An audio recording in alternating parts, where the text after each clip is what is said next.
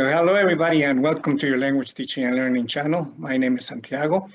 And well, first of all, I think apologies are in order because the last video that I posted was about 3 months ago. And I had a lot of plans of things to do for the new school year starting out and things to do and interviews and everything else. But things got a little bit complicated, okay? So first of all, I had planned to talk to a couple of obviously English teachers working in schools and go over their procedures, the things that they are planning to do and things they are doing in the schools and so on. Unfortunately, though, a couple of people that I spoke to, even though they were happy and willing to do something like that, unfortunately, they said they couldn't because unfortunately, their schools wouldn't allow them to talk about how they were going to be handling the pandemic and how they would be adapting and adjusting technologically to these changes. And apparently it was even included in their contracts, things that they were not allowed to talk about. So that kind of complicated things.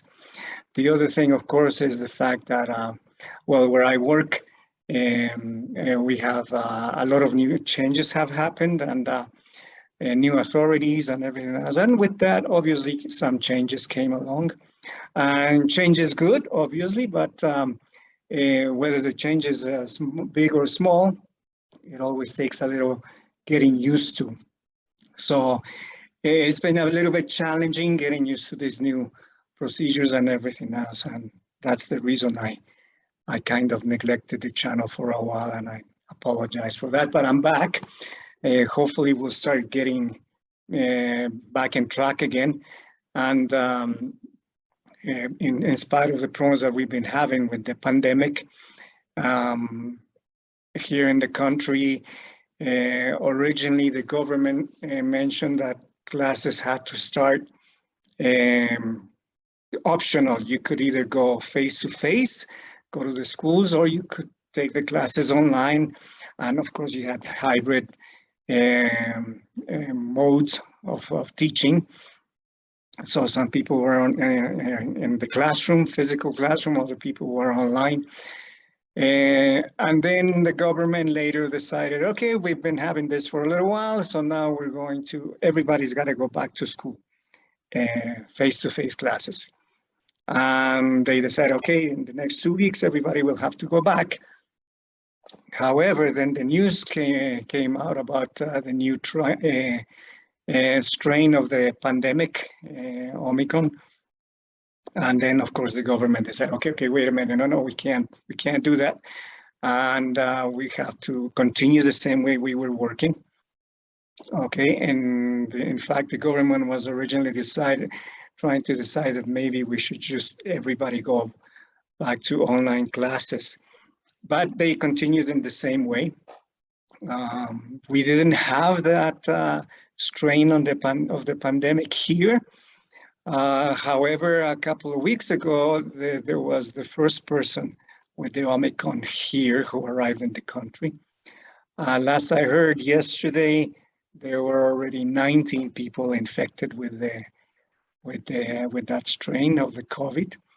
And of course, I think everybody and around the world, people are already frustrated. We weren't used to being locked down for so long and, you know, not having contact with other people and everything else.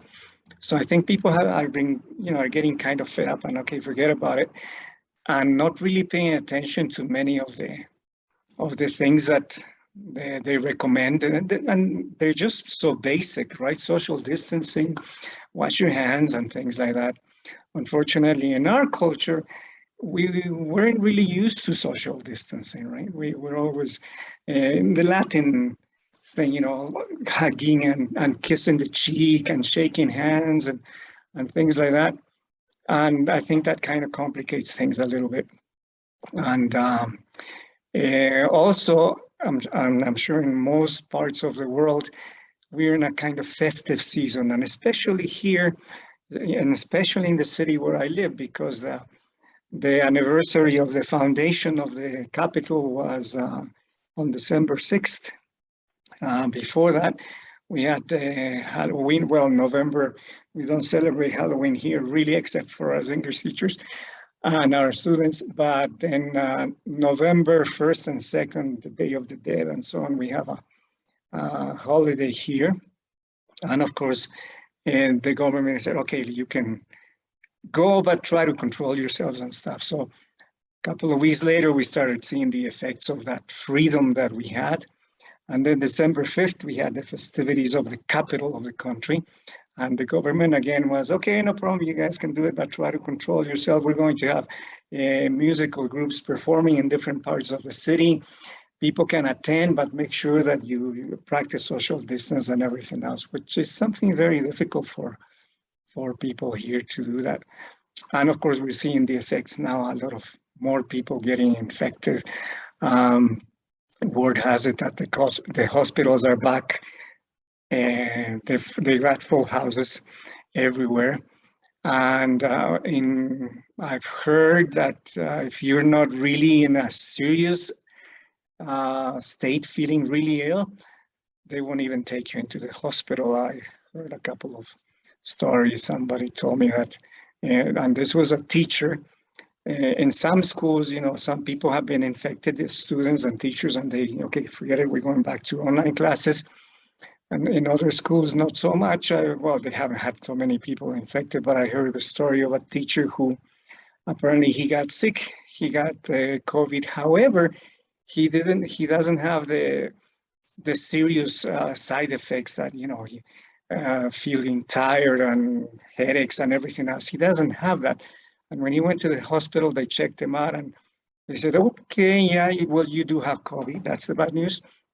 But, you don't have any side effects. You're not having any pain or headaches or anything. So no problem. You can go back to work.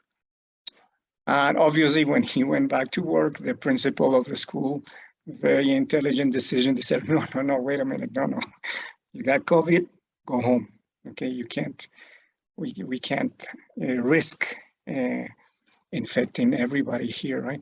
So it's very hard making decisions in this situation here. The new government that we have has been taking a really serious step towards getting everybody with the vaccine. They've imported millions of vaccines and millions have been donated, and they have a schedule, very organized schedule. So that's a good thing. But again, we have a new strain of the virus. Who knows what's going to happen next? I think we still have to play it by ear. And this is, again, I'm sorry, one of the reasons why it's been so hectic. And I haven't been able to post any other videos.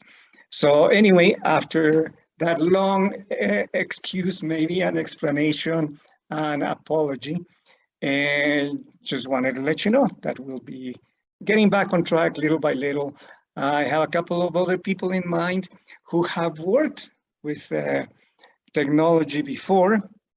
I mean, most of us who've worked in private classes and things, myself included, we did that even before the pandemic.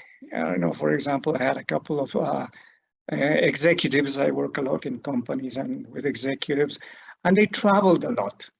And of course, it's not a good idea to have classes irregularly, like, okay, this week we'll have 5 days of class and then we don't have class for 2 weeks. So, I always insisted, if you have a really good level of English, if you can have like 2 or 3 classes a week, but constantly, that's good enough, right? The more, the better, obviously. So I had people traveling all over the place, and this is what we did. Back then, we had other platforms for online teaching, and we used them, and they were pretty good too. Of course, now this is the Zoom is the most common one, and I think is one of the best. And so we had experience doing things like that before, but of course we were not so keen or eager to do it, but we did it because we had to.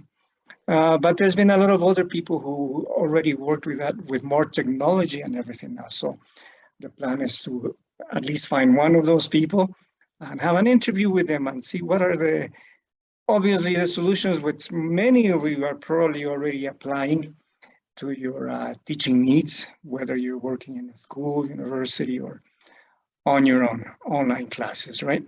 Besides, of course, the many other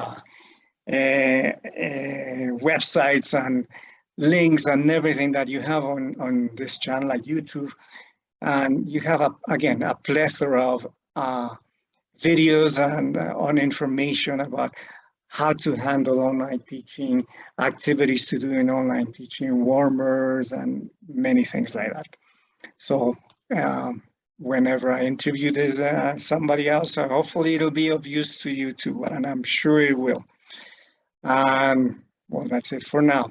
Once again, please forgive me for having taken so long, but we're back, and hopefully we'll pick up from where we left off and then go back on track. All right, thank you very much and take care.